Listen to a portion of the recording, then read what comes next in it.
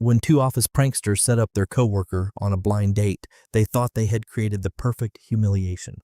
Pairing a struggling single father with a woman they deemed unworthy of love, all for their entertainment, they positioned themselves in the corner with phones ready, expecting discomfort, awkward silence, and a quick exit that would give them months of material. But what unfolded instead was something they never saw coming. One man's choice to see past cruelty, to recognize pain because he lived it himself, would turn their ugly joke into the most beautiful beginning.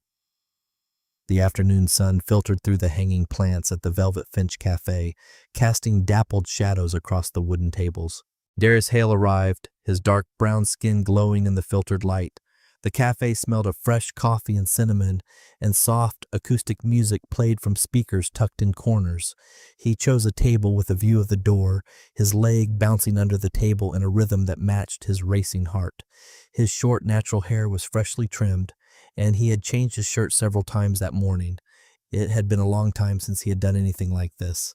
He glanced at his phone. Across the cafe, partially hidden behind newspapers that seemed oddly out of place, sat Travis Cole and Jared Holt, both grinning behind their phones. Darius noticed them, but thought nothing of it. The city was not that big. Running into coworkers on weekends happened. The door opened. Lila Ellis stepped inside, her dark skin radiant, her natural hair pulled back in a neat bun, wearing a dress that she had probably changed several times before leaving her apartment. Darius recognized her immediately from elevator rides, passing in hallways, the occasional nod across the office cafeteria. Her eyes swept the cafe with a mixture of hope and barely concealed anxiety. When she spotted Darius waving, something flickered across her face. Relief, confusion, fear. She approached slowly, clutching her purse like a shield. "Darius," her voice was soft, uncertain. "It is nice to officially meet you." Darius stood immediately, pulling out her chair. His warm brown eyes were kind and genuine. "Please sit down. Thank you for agreeing to meet me." She sat, and up close he could see the tension in her shoulders, the way her hands trembled slightly as she set her purse down. "I was surprised when I heard you had asked about me. We have never really talked before." Something in her tone struck him. A warning bell. "Asked about you?" Darius leaned forward slightly. "Lila, I am going to be honest with you. Travis and Jared set this up. They told me they had a friend who might be interested in coffee. They did not tell me it was you specifically, though I am glad it is." He watched the words land, watched understanding dawn in her eyes as she glanced toward the corner where Travis and Jared sat, phones angled just so, the blood drained from her face. "Oh." The word came out small, broken. "Oh, I see. They set this up as some kind of joke, did they not?" Her eyes were filling with tears now, and her voice dropped to barely a whisper. "Because of how I look." In the corner, Travis elbowed Jared, his phone positioned to capture the moment. This was it. The money shot, the awkward rejection, and the humiliation, of the story they would tell at happy hours for months. But Darius felt something entirely different coursing through him, not embarrassment, anger, white-hot protective anger at the cruelty of it, at the casual way some people turned others' vulnerabilities into entertainment. He had been on the receiving end of judgment too many times not to recognize it. "Lila," his voice was firm but gentle, "please look at me." She did, tears threatening to spill over. "Those guys are idiots, and I am sorry they put you in this position. But I want you to know something. When I agreed to this coffee date, I was terrified. I had not been on a date in a long time. When I saw you walk in, do you know what my first thought was?" She shook her head, a tear escaping down her cheek. "I thought, she has kind eyes." He let that sit for a moment.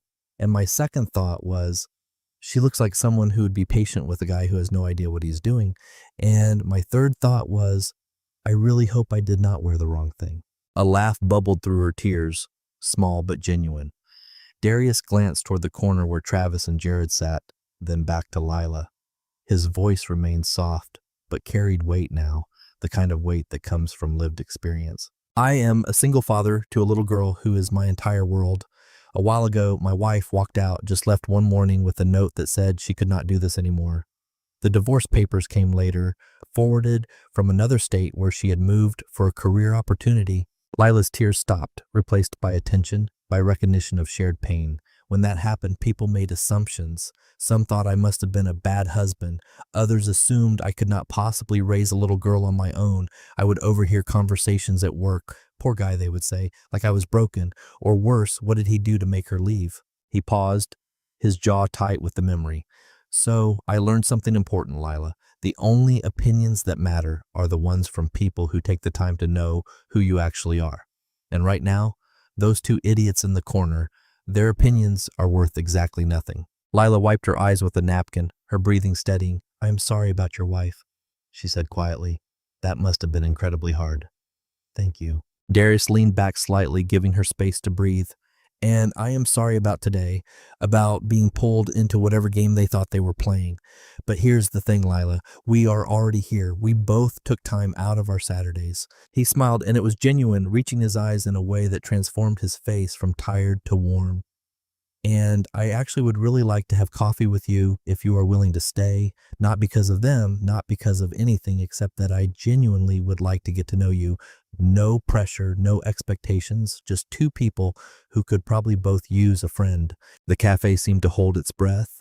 In the corner, Travis's satisfied smirk had faded. This was not going according to plan. Jared shifted uncomfortably, suddenly aware that other patrons were watching. Lila stared at Darius for a long moment. He could see her weighing it, the risk of staying, of believing him, of opening herself up to potential hurt. But he could also see something else in her eyes.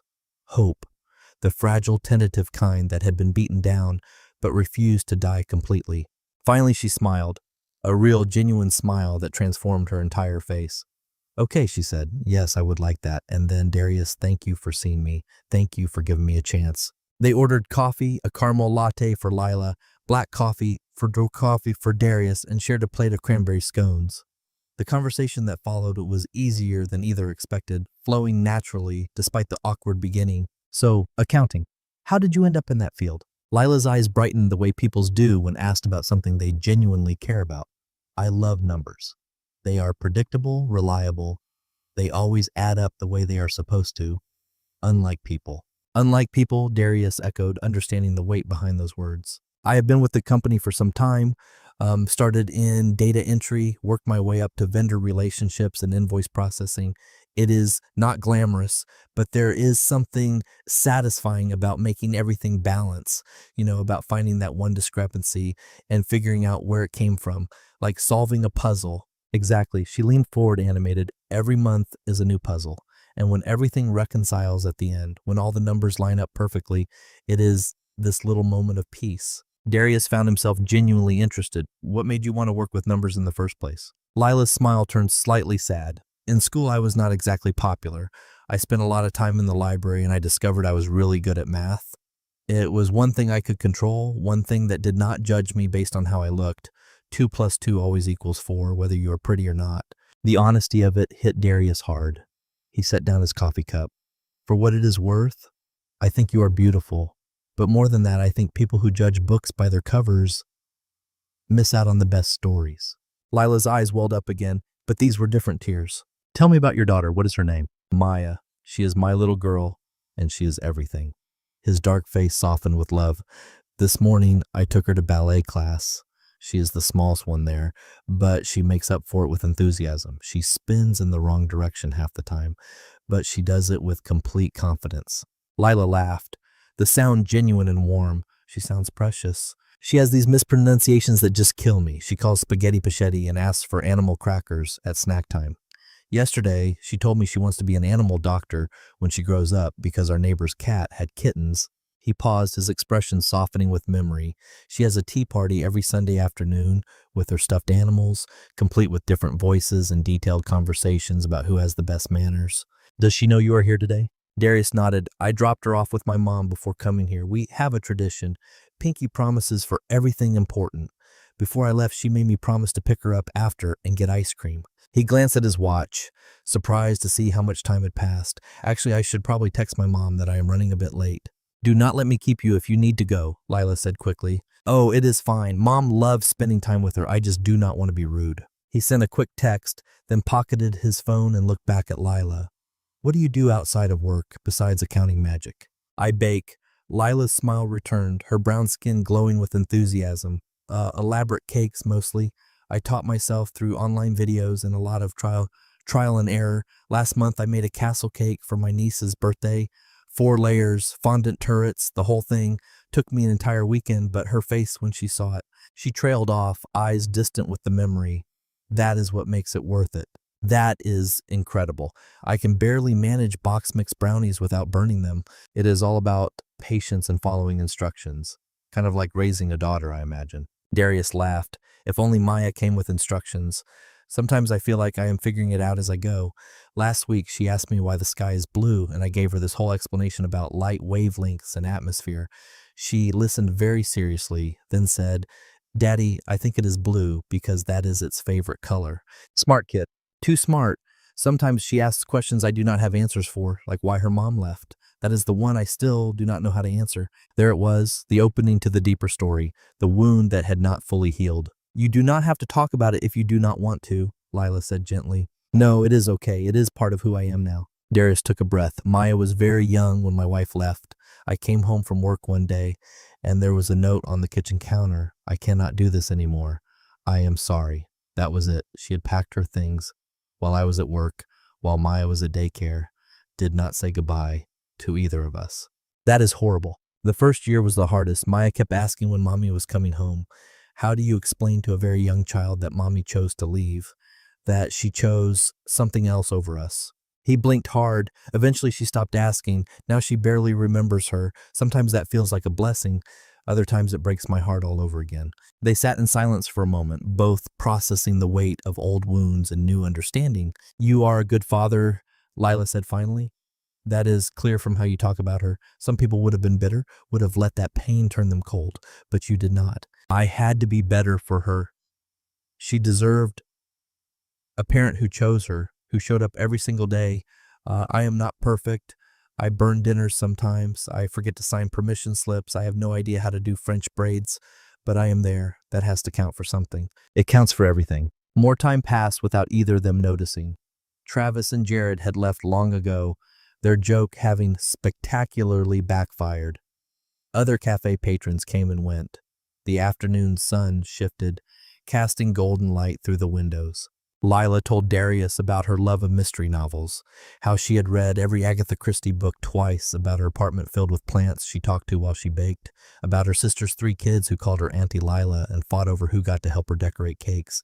Darius shared stories about single parenthood, the time Maya's teacher called to say she had been giving free hugs to anyone who looked sad, and how he had been simultaneously mortified and proud. The morning she dressed herself for school in a tutu, rain boots, and a superhero cape, refusing to change because "this is my power outfit, Daddy." "She sounds like she has such a big heart," Lila observed. "The biggest. Sometimes I worry it is too big, that the world will hurt her, but then I think maybe that is exactly what the world needs. More people like her who lead with love instead of fear." As the cafe began to empty and the barista started wiping down tables, Darius realized he did not want this to end. Not yet. Maybe not ever. "Lila," he said, his voice slightly nervous again, "would you want to do this again? Maybe next time we could actually get dinner." Hope bloomed across Lila's face. "I would really like that, Darius. I would like that a lot. And eventually, no pressure, only when you are comfortable. I would like you to meet Maya. If that is something you would be open to, I would be honored." They exchanged numbers, fingers fumbling slightly with phones as they saved each other's contacts. As they walked out of the Velvet Finch Cafe, the evening air cool against their faces, Darius felt something he had not experienced in a long time. Hope. Not the desperate kind that clings to any possibility, but the quiet, steady kind that says, maybe, just maybe, good things are still possible. Monday morning arrived with the subtlety of a freight train. Darius walked into the office at his usual time, coffee in hand, mentally preparing for fallout from the weekend. He did not have to wait long. Travis and Jared were already at their desk, but something was different. They kept their heads down, avoided eye contact. The usual morning banter was conspicuously absent. By mid-morning, whispers had spread through the entire office. Multiple coworkers had been at the Velvet Finch that day. They had witnessed the setup, watched Darius's response, seen the cruel joke transform into something else entirely. By lunchtime, Ms. Harper called Travis and Jared into her office. Darius was at his desk, reviewing shipping manifests, when he heard raised voices through the closed door. 20 minutes later, both men emerged, looking pale. "Darius," Ms. Harper called from her doorway. "Could I see you for a moment?" He set down his coffee and headed to her office, uncertain what to expect. "Close the door, please." Ms. Harper gestured to a chair. She was a black woman in her 50s, a no-nonsense manager who had been with the company for 2 decades. I want to apologize. I encouraged you to go on that date last week without knowing the full context. I have since learned about the prank that was planned. It is okay, Ms. Harper. It is not okay. Her voice was firm. What those two did was harassment, not just of you, but of Miss Ellis in accounting. I have spoken with HR, and effective immediately, both Travis Cole and Jared Holt are being reassigned to different teams. They will also be receiving formal warnings in their personnel files. Darius was not sure what to say. I appreciate that, but honestly, I am not upset. If anything, I am grateful. That date was the best thing that has happened to me in years. Miss Harper's stern expression softened slightly. I am glad something good came from it, but that does not excuse their behavior. Sometimes the right thing happens despite people's worst intentions, not because of them. That is actually a really good point. Now get back to work. Those manifests will not reveal themselves. In time, Darius and Lila had their second date, this time dinner at a small Italian restaurant downtown. And this time Maya came along. Darius had been nervous about it, had spent time trying to explain to his little girl that Miss Lila from Daddy's work was coming to dinner, and it was very important that Maya be on her best behavior. Maya had listened with solemn attention, then asked, "Is Miss Lila your girlfriend?" "We are friends," Darius had said, carefully. "Good friends, and I would like you to meet her." "Does she like biscotti?" "I do not know, sweetheart. We will have to ask her." Now, sitting in a corner booth, Darius watched as Lila and Maya met for the first time. Lila had arrived early, looking nervous. Maya had burst through the door in her typical fashion, backpack bouncing, her natural hair in 2 puffs, chattering before she had even reached the table. "Miss Lila, Daddy says you work with numbers and make really good cakes." "I like cakes. Last birthday I had a princess cake with pink flowers, but next birthday I want a unicorn cake with rainbow colors and maybe glitter, if that is okay." Lila laughed, genuine and delighted, her dark eyes warm. "A unicorn cake sounds absolutely perfect. What is your favorite color for the main?" "Purple. No, wait, blue. No, actually all the colors." "All the colors it is." They ordered dinner. Peschetti for Maya, chicken Alfredo for Lila, lasagna for Darius, and the conversation flowed naturally. Maya regaled Lila with stories from ballet class, complete with detailed demonstrations of her twirls that nearly knocked over a water glass. "And then, Miss Lila," Maya said seriously, her brown eyes wide and earnest, "I did a twirl and my tutu went whoosh and everyone clapped, even though I bumped into Lily a little bit. But it was an accident." Lila leaned in, matching Maya's serious expression. "Was Lily okay?" "Oh yes," she laughed. "We are friends. Sometimes friends bump into each other and that is okay." "That is very wise, Maya." Darius watched them interact, his heart doing something complicated in his chest. Lila engaged with Maya completely, never patronizing, never dismissive. She asked follow-up questions. She laughed at Maya's jokes. She listened, really listened, in a way that made his daughter beam with importance. After dinner, while Maya excused herself to use the bathroom with a server keeping an eye out, Lila turned to Darius. "She is wonderful. Absolutely wonderful. She likes you, I can tell." "How can you tell?" "She is already planning your next conversation. That is her tell. When she likes someone, she starts making plans." He smiled. "Also, she has not mentioned her mom once. Usually when she meets new women, she gets quiet, but with you, she is just herself. That is the best compliment I could receive." In time, Lila came to Maya's dance recital. She sat in the audience between Darius and his mother, Elena, watching as young children in pink tutus performed to Somewhere Over the Rainbow.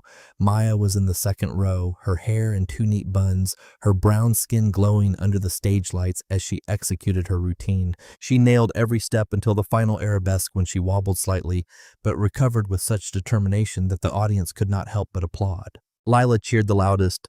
She was on her feet before the music even ended, clapping so hard her hands turned red. Afterwards, Maya ran to them, her face flushed with excitement. Did you see my jumps and my twirl?" "You were magnificent," Darius said, kneeling to scoop her up. "Magnificent," Maya repeated carefully, practicing the big word. "That means absolutely wonderful," Lila added. "You worked so hard and it showed. I am so proud of you." Maya threw her arms around Lila's neck, a spontaneous gesture of pure affection. Over his daughter's shoulder, Lila met Darius's eyes, and he saw tears there. Happy ones. For Maya's birthday, Lila outdid herself. She spent an entire weekend creating an elaborate unicorn cake, layers, fondant mane in every color Maya had requested, edible glitter that sparkled under the lights, and a chocolate horn wrapped in gold leaf. When Maya saw it, she screamed, an actual joy-filled scream that had every parent at the party covering their ears and laughing. It is the most beautiful thing I have ever seen, Maya breathed, her eyes wide as saucers. Miss Lila, you're magic. Not magic, sweetie, just practice and a lot of love. Can we take a picture with it before we cut it? I want to remember it forever. They took many pictures, Maya posing with the cake from every angle, Lila and Maya together, Darius joining them, even a few with all the party guests. Winter came, bringing snow and weekend traditions. Lila joined Darius and Maya for their Saturday morning pancake breakfast. She taught Maya how to identify birds at the park. They built snowmen in Darius's small backyard, complete with carrot noses and scarves. One evening after Maya had gone to bed, Darius and Lila sat on his couch, hot chocolate warming their hands. She asked me something today, Lila said softly, when you were loading the dishwasher. What did she ask? She wanted to know if I was staying, not just for the day, if I was staying with you, both of you. Darius's heart thumped hard. What did you tell her? I told her that I hoped so, that I cared about both of you very much, and that if you would have me, I would like to be part of your family. Lila looked at him, vulnerability written across her face. Was that okay? I did not want to overstep. Darius set down his mug and took her hands in his. Lila, you are not overstepping. You are exactly where you are supposed to be. I know we have only been doing this for some time, but it feels right. You feel right here with us. I love her, Lila whispered. I know that might be too soon to say, but I do. And I love you. I love you too. They kissed, soft and sweet, the kind of kiss that promises tomorrow and the day after that, and all the days beyond. Eventually, Darius and Lila returned to the Velvet Finch Café. Maya was at a sleepover with her best friend, giving them a rare evening alone. They sat at the same table where they had met, ordered the same drinks, and shared a plate of cranberry scones. Do you ever think about that day? Lila asked. About how terrible it could have been? I think about how close I came to missing out on the best thing that ever happened to me. Well, second best, Maya is still number one. Lila laughed, as she should be, but here's what I really think about. Darius's voice took on weight. Those guys thought they were teaching us a lesson about knowing our place, about limiting our expectations. They wanted to prove that people like you and me should stay in our lanes, accept the cruelty of the world as inevitable. But what they actually did was give two people who deserved happiness a chance to find it. He reached across the table, taking her hand. They thought they were exposing something ugly. Instead, they revealed something beautiful. They revealed that kindness is stronger than cruelty, that choosing to see someone, really see them, can change everything. Lila squeezed his hand, tears welling in her eyes, but these were tears of joy, not pain. You know what Maya told me yesterday? Lila asked. What? She said, Miss Lila, you are not my daddy's girlfriend anymore. You are my bonus mommy. She learned that term from a book at school about different kinds of families. Darius felt his own eyes water. What did you say? I told her that was the greatest honor anyone had ever given me. Because it is true, Darius. She is my bonus daughter. You are both my family now. The family I never thought I would have. Will you marry me? The question came out before Darius had fully planned it. Spontaneous and raw and absolutely right. He had not brought a ring, had not prepared a speech, but sitting in this cafe where everything began with the woman who had changed his and his daughter's lives, it felt like the only question that mattered. Lila's tears spilled over. Yes, yes, absolutely yes. They kissed across the table, both of them crying now, both of them laughing, both of them aware that other cafe patrons were watching and probably wondering what had just happened. When they finally pulled apart, Lila wiped her eyes and smiled. We should probably call Maya. She will want to know. She is going to lose her mind in the best way. Darius pulled out his phone and dialed. His friend answered, then passed the phone to Maya.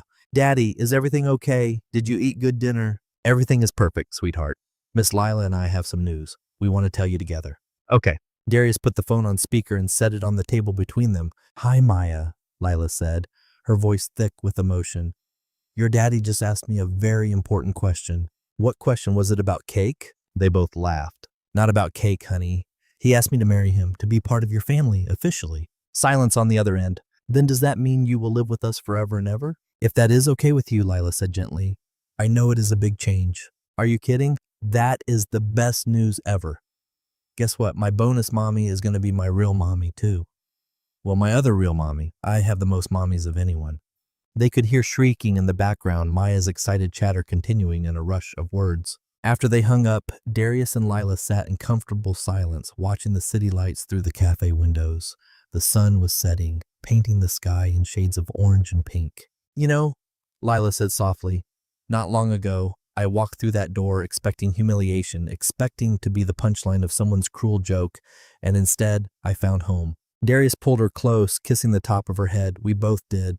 In time, on a sunny afternoon, Darius and Lila got married in a small ceremony at a park by the river. Maya served as flower girl, taking her duty so seriously that she counted each petal as she dropped it down the aisle. She wore a white dress with sparkles and had insisted on wearing her favorite sneakers underneath just in case we need to run. The guest list was small.